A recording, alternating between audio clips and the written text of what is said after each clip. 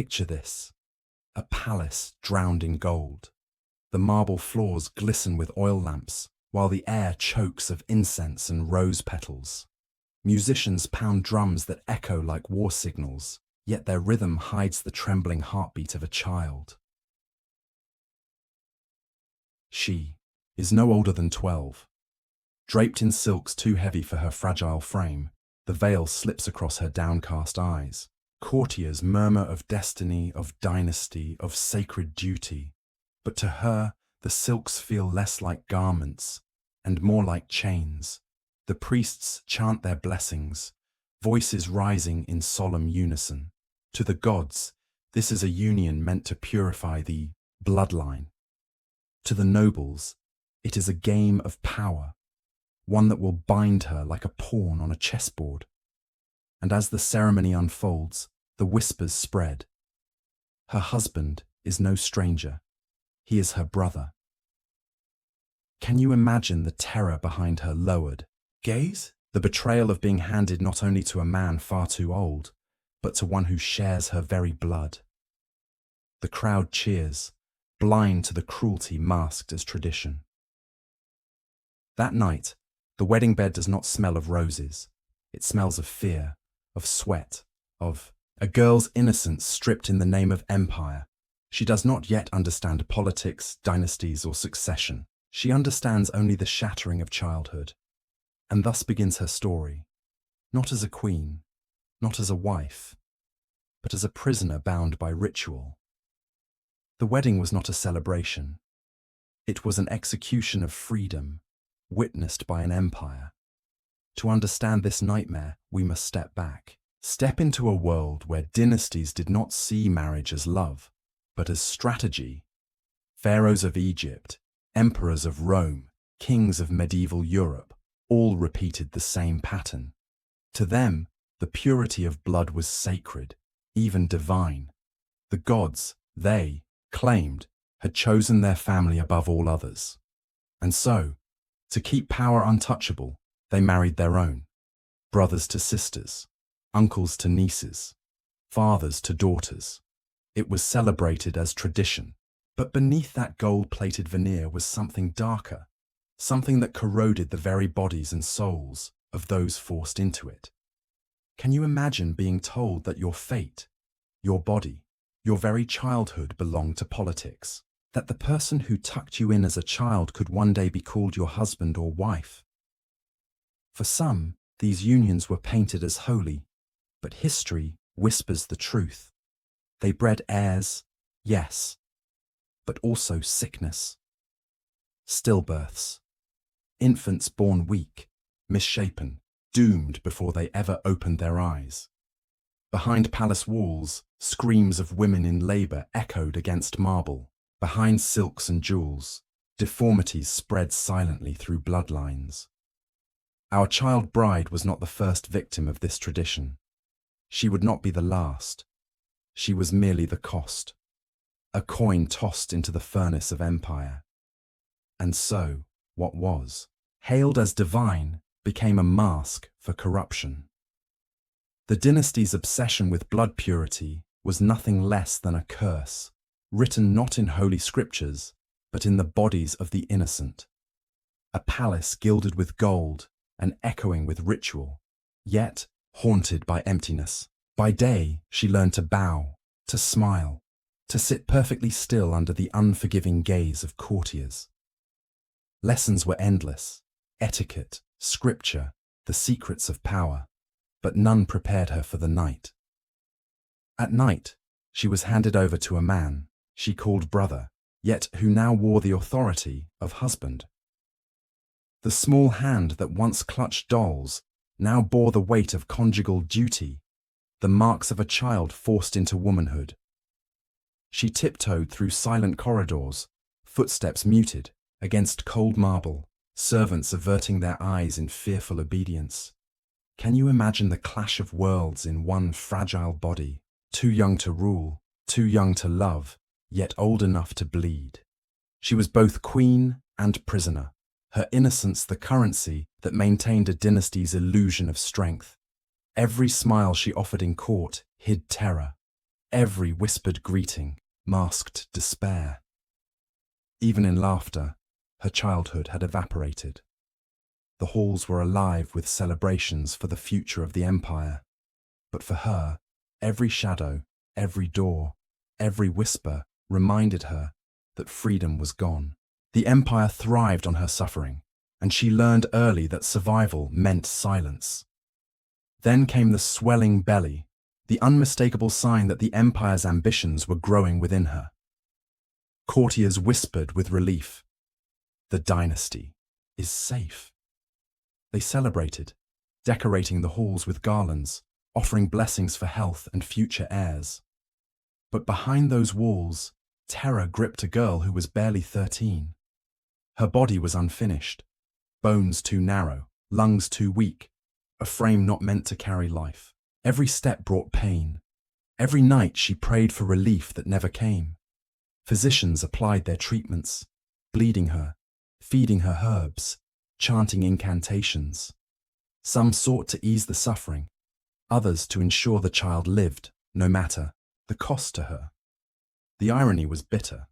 The child she carried was both her son and her nephew, a single life born from the twisted laws of blood and power. Every kick from within reminded her of the cruel impossibility she lived. A body too young, a womb forced to grow the empire's heir. Imagine the contrast, the court's jubilation echoing through the gilded halls, while she counted each ragged breath, each heartbeat, each painful step. She was still a child, yet destiny demanded she endure like a woman, like a queen. Her suffering became invisible currency, traded for the illusion of continuity, the fragile hope of a bloodline preserved. And in the silence of her chamber, she realized the truth. The empire's survival was hers to purchase with every ounce of her stolen youth. The palace, silent beneath a crescent moon, suddenly erupts with chaos. Torches flare, casting jagged shadows across marble floors. Midwives rush from room to room, their hands slick with oil and herbs. The girl screams, a high, piercing sound that echoes off gilded walls, a sound no child should ever make. Flickering, torchlight reveals a young girl writhing in a grand bed, attendants rushing around, blood pooling beneath her small frame. Hours pass like centuries. Each breath is a battle, each contraction a cruel teacher. Her tiny body strains, bones fragile, skin stretched beyond endurance. Blood stains her silks, seeping into the tapestry of her life. Outside the chamber, the court celebrates the birth of an heir, a symbol of triumph, continuity, and the empire's relentless obsession with pure blood. Inside, the world has narrowed to a single, horrifying truth. The girl cannot survive what her body was never ready to bear. Finally, a fragile infant gasps into the world. A life born from the twisted desires of a dynasty. Yet the mother lies still, her chest no longer rising, her eyes closed forever. She is 13, 14. At most, a child whose life ends where it had barely begun. Can you imagine the silence that follows? The contrast between the jubilation of courtiers and the deathly stillness of a young body that gave everything and received nothing. Her childhood, her innocence, her dreams, buried alongside her fragile frame. She dies, not as a queen, not as a mother, but as a child stolen by ambition, a human sacrifice to the altar of power. Even the midwives, hardened by years of royal births, falter. Whispers ripple through the corridors. Too young, too soon, too cruel. And yet, the empire moves forward, indifferent. The dynasty survives, the bloodline continues, but at the cost of one young girl whose deathbed became the true inheritance of her people. Her name, her suffering, her stolen childhood. These are the echoes that linger, the shadows in gilded halls, the secret toll behind the triumph of empire. Can we imagine a world where power demands the death of children, and yet history remembers? Only the glory of a throne, the infant cries. a fragile, rasping sound barely piercing the palace air. He survives, but the celebration is hollow. Courtiers glance at him with unease, whispering behind screens and tapestries. A curse, they mutter. The gods themselves frown upon such unions. A pale, delicate baby, wrapped in royal linens, his tiny fists trembling, attendants exchanging worried glances. As the boy grows, the signs of his unnatural lineage become undeniable. His bones bend too easily, his limbs seem too frail for a crown. His voice barely rises above a whisper. Scholars and physicians murmur about weakness, about ailments born from generations of twisted blood. Every smile he forces, every laugh that escapes, is a haunting echo of a mother who died for him, a reminder that the cost of power is sometimes measured in lives, not victories. Inside the palace, the ghost of his mother lingers. In empty corridors, servants swear they hear soft sobs, a whispered admonition. Remember her sacrifice, they say, or the gods will not forgive. Her absence is palpable in every feast, every council meeting, every marble hall where the dynasty once dreamed of immortality. The empire's ambition succeeded. The throne is secure, the bloodline continues, but at a price no coin or decree could repay. The boy, a fragile heir, embodies both hope and decay, a living testament to the consequences of obsession with purity, power, and control.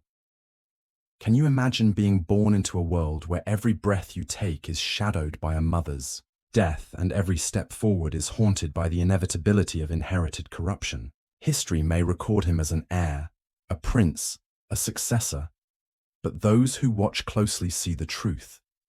He is the dynasty's rotten fruit, a symbol of what ambition can demand and what innocence it can destroy. The marble halls of the palace fall, silent after the death of the child bride. Candles flicker in the drafty corridors, their light casting shadows that twist like spectres. Servants whisper in hushed tones, their eyes darting to see who will overhear. Rumors spread like wildfire. A flickering candlelit hall, servants huddled, palace tapestries swaying. Some claimed it was her brother, the husband, whose selfish desires and lust led to her demise. He had demanded what no child should give, and the price was her life.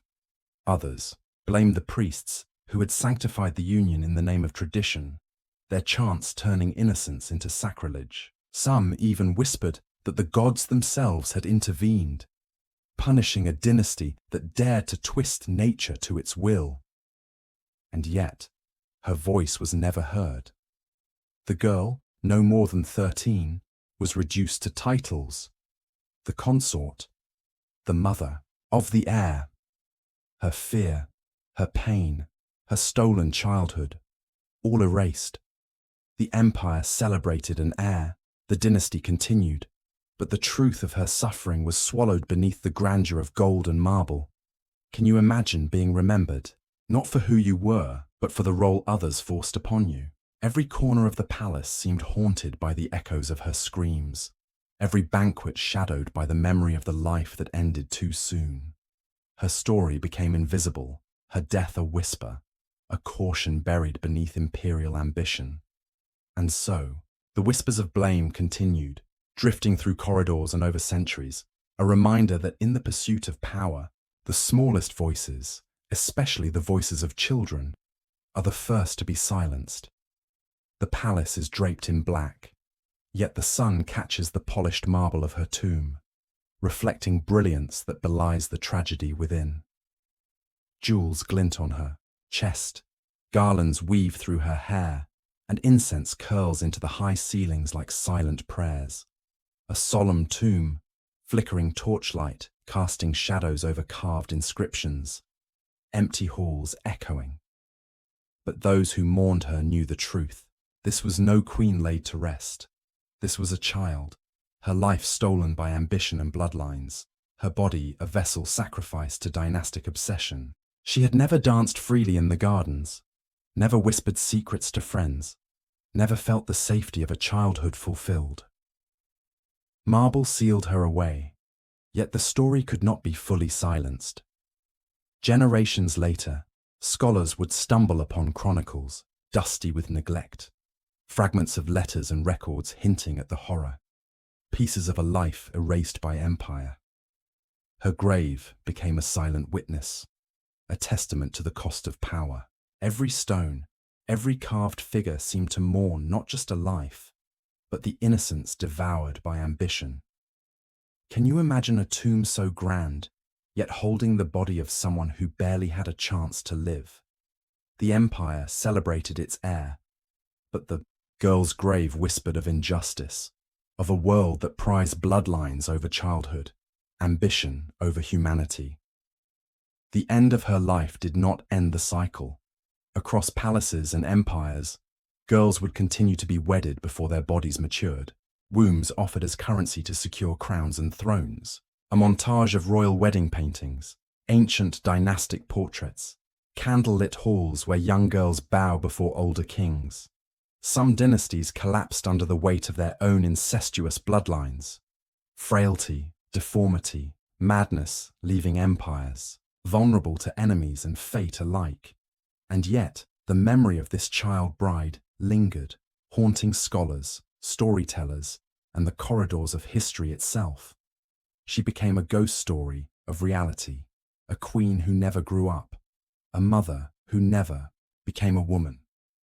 Her legacy is not measured by the son she bore or the throne that survived, but by the silence she left behind. The halls that echoed with courtly celebration now echo with a question that time has never answered. Can humanity ever justify the suffering of one child for the glory of an empire? Can power ever claim innocence without staining itself with blood? Her story, though buried under grandeur and gold, survives in whispers, in shadows, in the haunting knowledge that empires are built not only on victories, but on stolen childhoods. And so, history remembers not just the kings, but the forgotten, children sacrificed at the altar of ambition,